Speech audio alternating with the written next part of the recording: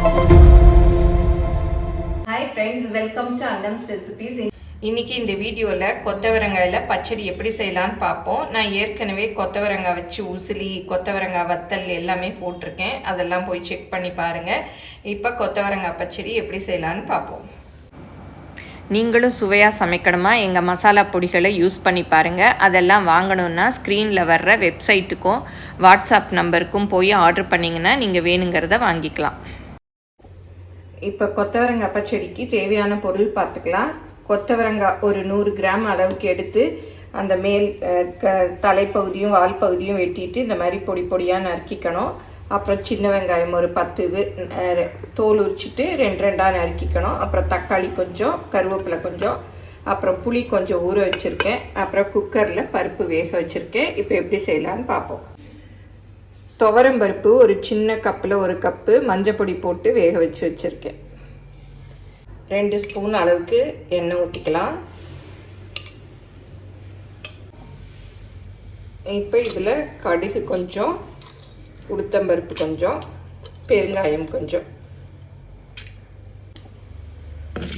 இப்போ நல்லா பொரிஞ்சிருச்சு கடுகெல்லாம். சின்ன வெங்காயத்தை போட்டுக்கலாம். கருவேப்பிலையும் போட்டுக்கலாம். அப்புறம் இந்த கொத்தவரங்காயும் போட்டுக்கலாம். இந்த பச்சடி வந்து சூப்பராக இருக்கும்.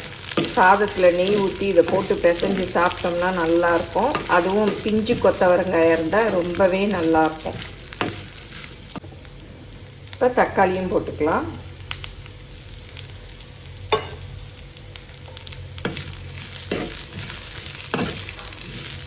கொஞ்சம் நல்லா வதக்கி விட்டுக்கலாம். இப்போ இதில் ஒரு சின்ன கோலி குண்ட அளவு புளி கரைச்சி வச்சுருக்கேன். அதை ஊற்றிடலாம். தேவையான உப்பு போட்டுடலாம். வேக வச்சுருக்கோம் இல்லையா, அந்த துவரம் பருப்பையும் போட்டுடலாம்.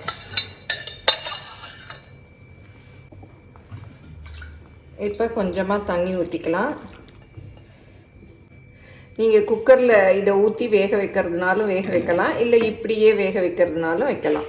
சாம்பார் பொடி 1 ஸ்பூன் போட்டுக்கலாம். இது எங்கள் அன்னம்ஸ் சாம்பார் பொடி தான். வேணுங்கிறவங்க ஆர்டர் பண்ணி வாங்கிக்கோங்க. டிஸ்கிரிப்ஷனில் லிங்க் இருக்குது. இதை நல்லா மிக்ஸ் பண்ணி விட்டுட்டு அப்படியே ஒரு மூடியால் மூடி வேக விட்டுடலாம். இப்போ திறந்து பார்க்கலாம். நல்லா திக்காக வெந்துருச்சு. பச்சடிங்கிறது வந்து ரொம்ப தண்ணியாக இருக்கக்கூடாது, ரொம்ப திக்காகவும் இருக்கக்கூடாது. இந்த மாதிரி செமி கிரேவியாக இருக்கணும். உப்பு காரம்லாம் செக் பண்ணிக்கோங்க. பத்தலைன்னா இப்போ போட்டு அப்படியே கொதிக்க விட்டுக்கலாம். நல்லா வெந்துருச்சு பாருங்கள், நல்லா வெந்துருச்சு. பிஞ்சு கொத்தவரங்காய் சூப்பராக வெந்துருச்சு. மண் சட்டியில், அதுவும் மண் சட்டியில் வச்சுருக்கோம். ரொம்ப டேஸ்டியாக இருக்குது. கொஞ்சம் சாப்பிட்டு பார்த்தேன். மண் சட்டியில் சமைக்கிறது ரொம்ப ஈஸி தான். ஆனால் என்ன ஒன்று, அடுப்பை வந்து ரொம்ப ஹையில் வச்சிடக்கூடாது. ஏன்னா அந்த காலத்துல எல்லாம் விறகடுப்பில் தான் வச்சாங்க இல்லையா, அதெல்லாம் இந்த கேஸ் அளவுக்கு ரொம்ப ஹீட் வராது. அதனால நல்லா இருந்தது. நம்ம வந்து மீடியம் ஃப்ளேமில் கேஸில் வச்சு சமைச்சோம்னா எந்த மண் சட்டியில் வேணாலும் சமைக்கலாம். மண் சட்டி, கல் சட்டி எல்லாத்துலேயுமே. இப்போ கொத்தவரங்காய் பச்சடி ரெடி ஆகிடுச்சு. அடுப்பை ஆஃப் பண்ணிடலாம்.